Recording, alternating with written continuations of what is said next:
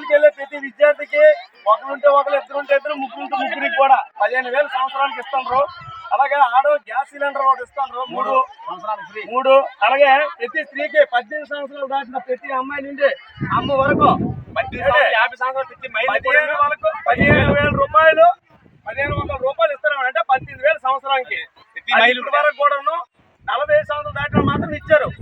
ఏంటి ఇప్పుడు చంద్రబాబు ప్రభుత్వం వచ్చినాక, అంటే కూటమి వచ్చినాక 1,500 నెలకు పడుతుంది, అంటే 18,000.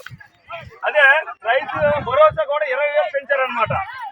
అంటే నిరుద్యోగులు చదువుకొని ఉంటారు కదా, డిగ్రీ చదివే వాళ్ళకి, డిగ్రీ చదివి కంప్లీట్ అయిపోయి నిరుద్యోగులకి, అలాంటి వాళ్ళకి 3,000 రూపాయలు నిరుద్యోగ వృత్తి.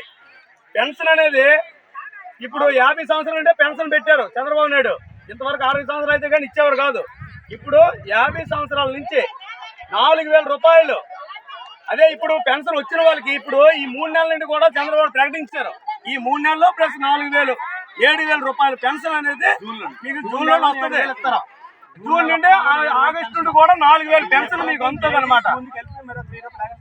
దయచేసి సైకిల్ గుర్తు మీద ఓటేయండి. మీకు ఏమి రావాలో, మీకు ఏ పథకాలు ఏ